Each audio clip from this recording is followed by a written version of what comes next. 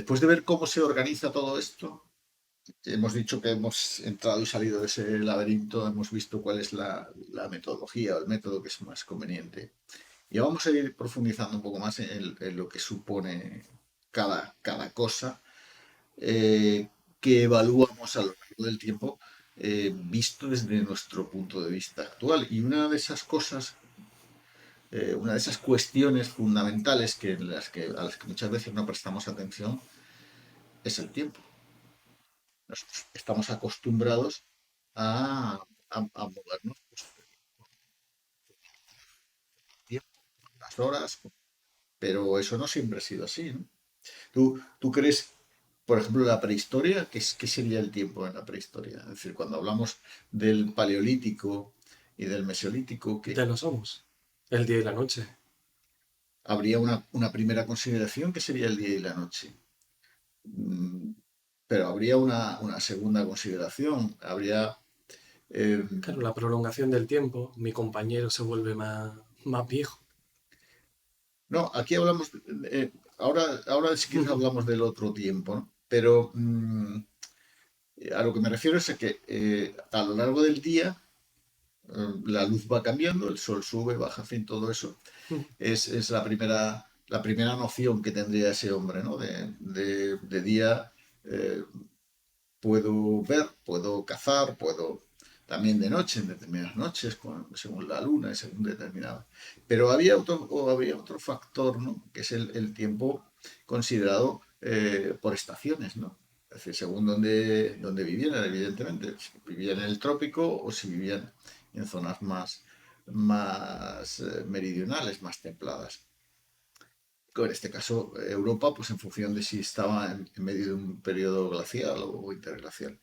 Pero claro, el invierno, ¿no? Tú hablabas de cómo veías al de enfrente Claro. envejecer, pero también lo veías engordar y adelgazar, que Que- tenía que ver con el invierno y el verano, con la reproducción, con una serie de factores que son los que marcarían el tiempo traducido a lo que nosotros entendemos.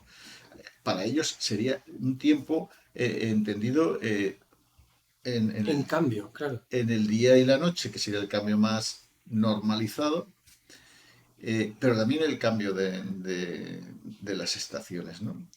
De hecho, en las sociedades megalíticas ya vemos muchas de esas fastuosas construcciones en piedra eh, que que ya han visto, han calculado cuándo se produce el equinoccio de primavera o el de invierno. Entendemos por equinoccio el día en el que Sí. la luz es igual que la oscuridad, es decir, el día y la noche son iguales. Y los solsticios, tendríamos dos, el de invierno y el de verano. El invierno es el día más corto, la noche más larga, y viceversa, ¿no? La Entiendo. noche más corta y el día más largo en el solsticio De verano. de verano. Esos eran los pasos que en esas sociedades cazadoras funcionaría como control del tiempo. ¿Qué más funcionaría como control del tiempo? En ¿Qué ese. más? En esa época, ¿qué más funcionaría? No hay agricultura, Claro, que podría ser una forma también, pero no hay agricultura, estamos hablando de cazadores, claro, recolectores. en el caso de que haya caza o no, ¿no? Ya hablaríamos otra vez de primavera, de verano, Claro, de en qué hablaremos, temporada podemos salir a cazar o tenemos que buscar la comida más lejos. bueno, normalmente los cazadores recolectores lo que hacían era apurar las zonas, es decir, acabar los recursos, ¿no? Cuando acababan con los recursos se trasladaban a otro sitio. Me refiero en este caso Migraciones, ¿no? con la caza, se movían de un sitio a otro. Pero que, claro, los animales también tendrían sus ciclos y el hombre se adaptaría A lo mismo. a esos ciclos, cuando llegan y cuando se van determinadas manadas, grupos de animales, a dónde van, a qué hora van, a qué hora. ¿Entendido? Sí, sí, sí. ¿En qué ¿En qué momento? momento del día? ¿En qué momento del día o del mes, que tampoco existiría para ellos? En fin, ¿de en qué periodo del año se podría hacer tal o cual cosa?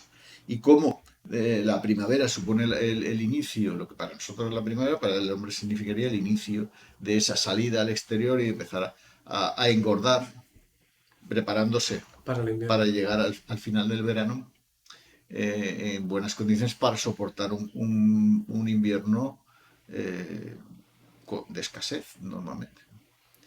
Hay que tener en cuenta que hay que pensar un poco en la clave en la que ellos se movían, ¿no? Es decir, esto de que nosotros llegamos, tenemos hambre y comemos, eso no No existía, existe. evidentemente.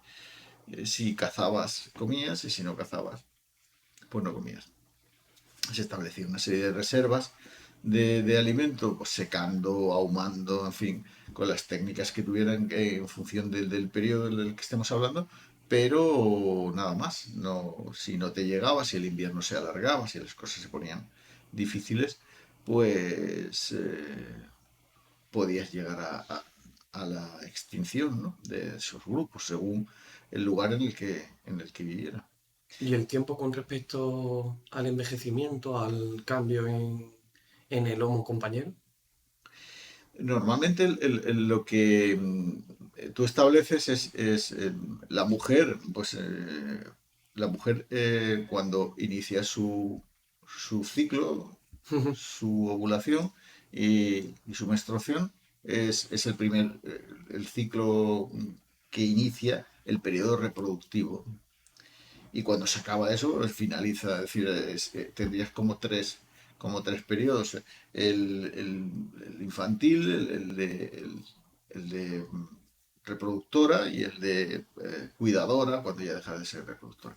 Tened en cuenta que estamos hablando de una esperanza de vida de 40 a 30 años. No una esperanza de vida, porque quizá la esperanza de vida fuera hasta más baja, porque la mortalidad infantil sería muy alta. Claro. Pero que los que más vivían, los ancianos de la tribu, del grupo, pues apenas llegarían a los 40, ¿no? Ya serían gente muy mayor. Es decir, entonces, para la mujer sería un poco eso. Para el hombre, pues es algo parecido. Es decir, es la preparación de aprendizaje durante la infancia, el periodo de cazador y en el periodo en que sus energías ya no son suficientes para mantener el ritmo de caza y ya se convierte en eso, en el anciano de la tribu, si hablamos de la mujer, en la anciana. O sea que el tiempo de la historia es muy abstracto. No es muy. Bueno, es muy natural, es decir, esto Sí, es lo claro. que hay, no hay más, no hay. Eh, Depende del momento en que hablemos, porque si hablamos de lo que vemos, ¿no? El hombre al principio solo ve lo que tiene delante, ¿no? Se comporta como un animal y no tiene. Es decir, si vamos los dos caminando por el bosque y y tú te mueres, yo no voy a hacer nada. Mm, Simplemente veo que has dejado de estar animado, pasas a estar inanimado y como tal, pues yo sigo caminando. Tu cuerpo queda ahí pues para que el bosque, a través Para de deleite de los demás claro, animales. para el alimento. Y yo no me produce más allá de, bueno, pues, la pérdida, pero no hay no tiene mayor repercusión. Más Ujú. adelante sí empezamos a comportarnos de manera distinta, porque ya sí recogeríamos el cuerpo, sí le daríamos un enterramiento, sí lo dotaríamos de lo que pensamos que podía eh, Sí, que no tiene que ser significar. mucho más racional, pero sí que tiene una implicación sentimental. Claro, es uno de los rasgos que identifica, hay varios rasgos que identifican al hombre primitivo, no estamos saliendo un poco del tiempo, Sí, pero sí, pero bueno, bueno. uno de ellos es enterrar a los muertos, es uno. Y otro rasgo es el de cuidar a los enfermos o a los heridos. Eso es un rasgo distintivo que aparece en un momento dado y que nos diferencia, nos empieza cada vez más a diferenciar del resto de animales. Evidentemente la inteligencia, las herramientas, el fuego, es decir, bueno, ese es el proceso. Pero los primeros rasgos evolutivos que nos marcan esa diferencia están ahí, ¿no? En entender a los muertos de una manera distinta. y por lo tanto pensar que puede haber otra forma de vida distinta de la que vemos, ¿no? Para eso también aparecen, bueno, pues los chamanes, Sí, los guías espirituales. sí, que van utilizando diferentes formas de ver la vida, lo que hay alrededor, las razones por las que suceden las cosas, en fin, ese es el proceso en el que nos vamos preguntando. Continuando con la cronología, dejamos la prehistoria. Entendemos que ese tiempo No, entendemos, no está comprendido pero lo que yo quiero sobre todo es que entendamos que la visión que nosotros tenemos del tiempo no tiene nada que ver con la visión con la anterior. visión que podían tener en la antigüedad. Y que por lo tanto hay que ponerse en contexto a la hora de hablar del tiempo, ¿no? A la hora de entender lo que era un invierno o lo que significaba el verano y lo que significaba el día y la noche y todo ese movimiento alrededor de eso, de los planetas, de las estrellas, es decir, para ellos tenía que ser una cosa muy especial. Si saltamos al siguiente escalón, que es el del neolítico, con las sociedades agrícolas, que practican la agricultura, que se inician ya en otras artes, en la división del trabajo, y en una forma distinta, ¿no? El estacionamiento fijo de poblaciones. Ya no vivimos en cuevas, ya no nos vamos moviendo a través del territorio buscando recursos, sino que intentamos establecernos, empieza a haber excedentes y empieza a diversificarse el trabajo, ¿no? Si se está haciendo la cerámica, pues hay alguien que se especializa en eso. Si se está haciendo la molienda del grano, pues sobre todo las mujeres, o el limpiar las pieles, empezamos a diferenciar y evidentemente el cultivar la tierra con las primeras semillas. A partir de ese momento, las sociedades agrícolas basan su mundo y su vida en los periodos de crecimiento de las plantas. ¿Cuándo empieza el año? Pues el año empieza con la primavera. Eso lo podemos ver más adelante entre la civilización romana. Ahora después hablaremos de eso, pero ¿cuándo empieza el año? Pues con la siembra.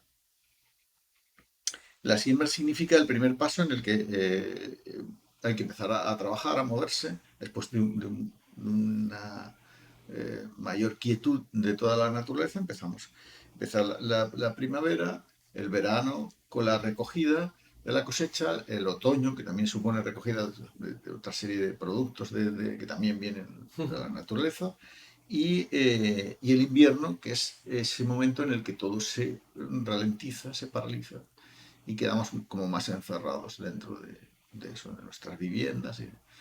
Entonces, es esa la forma en la que nos guiamos a la hora de considerar el tiempo. Volvemos, se sigue manteniendo del día y la noche, eh, pero los ciclos estacionales son fundamentales. Tenemos civilizaciones como la egipcia que utiliza un factor distinto, ¿no? Crecimiento del Nilo. El nilómetro, los nilómetros que El tienen. milómetro. Claro, los nilómetros son las tablillas que tenían aguas arriba para ir viendo cómo se iba a comportar el año, porque ellos ya sabían si tú te ibas 1000 kilómetros, 2000 kilómetros aguas arriba del río, eh, ellos tenían su referencia y ya sabían cómo se iba a comportar el año, porque no todos los años las inundaciones eran iguales. Pero vemos cómo el tiempo gira en torno a un factor determinante, que es La- las inundaciones. ¿Cuándo se producen esas inundaciones? Pues fundamentalmente en el periodo que después significa la siembra, ¿no? El final del invierno. Y eso hace que toda una sociedad eh, gire en cuestiones temporales en torno a un solo proceso, ¿no? A un solo proceso que es el de... o sea, un momento del año que en el que tú empiezas a hacer todas las acciones para preparar que que sea un buen año. va a depender de esa inundación, va a depender de muchos factores, ¿no? Cómo se comporta el clima en otras civilizaciones. que en el creciente fértil, lo llamamos el creciente fértil, que es donde consideramos que se empiezan a desarrollar las primeras sociedades neolíticas. Lo consideramos así porque es la conjunción, es Mesopotamia. Mesopotamia. Mesopotamia significa que está entre dos ríos, ¿no? El Tigris y el Éufrates. Y es una zona muy fértil que Mm. permite el desarrollo de esa agricultura y empezar a mantener poblaciones ya relativamente más grandes en ciudades y empiezan a establecerse también los primeros sistemas de poder. Una cosa que me di cuenta es, ¿se podría relacionar la evolución del hombre con la cantidad de personas que consigue mantener una sociedad? Se puede, bueno, es la evolución de los imperios, ¿no? Es decir, que se puede considerar que si eres capaz de mantener una mayor población, pues tienes una mayor fuerza bélica y una mayor fuerza territorial, ¿no? Ocupas más Incluso territorio. ya yo me refería más al aspecto intelectual, ¿no? Cuanto más recursos hay, más tiempo libre, más disponibilidad para otras ocupaciones. Y también para generar poder, claro, para generar una estructura jerarquizada de, de- de las personas, ¿no? Es decir, empiezas a crear las clases, ¿no? La clase dominante y la clase trabajadora. Son los primeros, sí, y tiene mucho que ver con la capacidad, por eso llamamos imperio a los que tienen capacidad para extenderse, desarrollarse y arrasar con los vecinos. Es una forma de hacerlo. Si vemos en Grecia, lo que ocurre es que se produce una gran expansión por el Mediterráneo a partir del siglo VII, siglo VI, eh, y viene dado por la incapacidad de determinadas ciudades de sostener a su población. Entonces lo que hacían era eh, coger un año de nacimiento y decir, bueno, pues esta gente que ahora tiene 20 años, 18 años, los montamos en un barco y tienen que buscarse un sitio donde vivir. Y se iban y organizaban otra ciudad, partiendo de la matriz griega, pues tenemos todo lo que ocurre en Sicilia o en lo que se llama la Magna Grecia, es decir, el sur de Italia.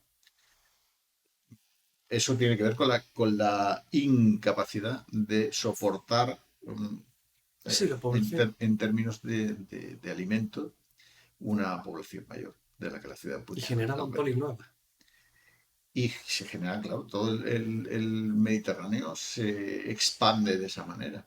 Todo el Mediterráneo. Tenemos, bueno, Cartago es un ejemplo de eso, pero no es el único, ¿no? Todas las ciudades del sur de Italia son así. Son ciudades que crean pobladores que vienen de otros lugares. Eligen un sitio, se instalan, si no hay una oposición muy fuerte en el lugar por los Lugareños. indígenas lugareños, pues se instalan y construyen su propia ciudad y a su vez muchas de ellas generan una tercera eh, emigración, ¿no? Hacia a crear otras, ¿no?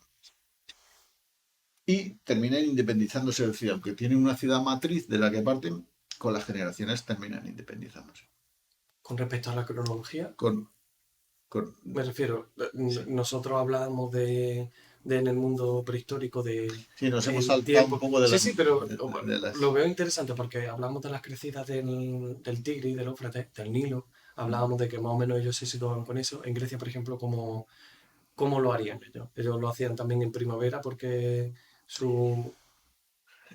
todo esto también es una cuestión que en su momento abordaremos, que es la importante, más que importante relación que a veces obviamos entre la geografía Ah, claro, y el tiempo. El tiempo, la y geografía la y la historia, situación del... todo lo que significa. Porque, claro, hablamos del creciente fértil, hablamos del Nilo como una zona de inundación, pero Grecia no es una zona especialmente agraciada No, no. con un terreno muy fértil, con una... Entonces, por eso, probablemente, en lugar de establecer allí un gran imperio, de crearse una zona más por la geografía, Sí, más poblada. pues lo que hace es salir hacia otras zonas para crear esas poblaciones alternativas.